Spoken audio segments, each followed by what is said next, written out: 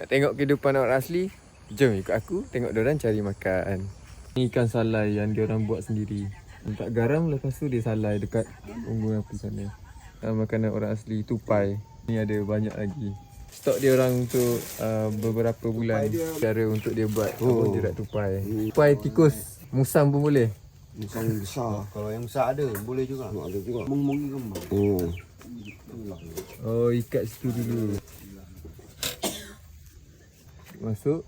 Lepas tu kena. Oh, sangkut kat sini. Sangkut sini. Dia punya apa tu? Tengkuk dia. Lah bentuk jerat tadi. Dia buat macam ni je. Nanti kita cuba cincin dengan gelang. Yang hitam tu tebuk, yang putih tu rotan pakai. Di gelang, ni cincin. Cantik tak? Dia orang buat dan dia orang jual. Ini ada banyak lagi gelang. Kita tengok cara dia orang pasang jerat tu. Kita tunjuk cara pasang jerat. Ini adalah laluan tikus ataupun tupai. Ikat dekat kayu ni. Lepas tu pergi ke jerat sini. Dia ada laluan dekat sini. Tupai tikus dia lalu sini. Dia akan langgar benda ni kan. Dia langgar benda tu. Benda ni akan jatuh, Jatuh. dan yang bawah ni Akan naik. atas. Jom kita tengok macam mana kalau tikus dengan tupai tu kena. Nampak? Macam ni. Kepala dia akan sangkut kat sini kan. Aku belanja korang sungai. Aku dah sampai kat sungai dan aku nak tunjuk kat korang ada satu pangkat ikan besar. Nanti kita ke sana. Rama-rama ada banyak lah kat sini. Okey, ni aku tunjuk kat korang dekat Ikan masuk belah sana. Nanti ikan tersangkut kat sini.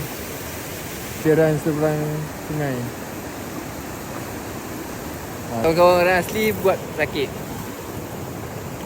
Kita menggunakan buluh untuk buat rakit Proses-proses buat rakit. Dia buat lubang, lepas tu dia masukkan dalam kayu. Ada rama-rama nak berkawan lah. Kemudian diikat. Ni dia orang ikat menggunakan rotan. Life jacket dah pakai, rakit pun dah siap. Jom kita naik rakit. Sekarang kita berada atas rakit. Sambil-sambil merakit, dapatlah pucuk paku. Kita nak lepaskan rakit ni ke bawah kayu ni.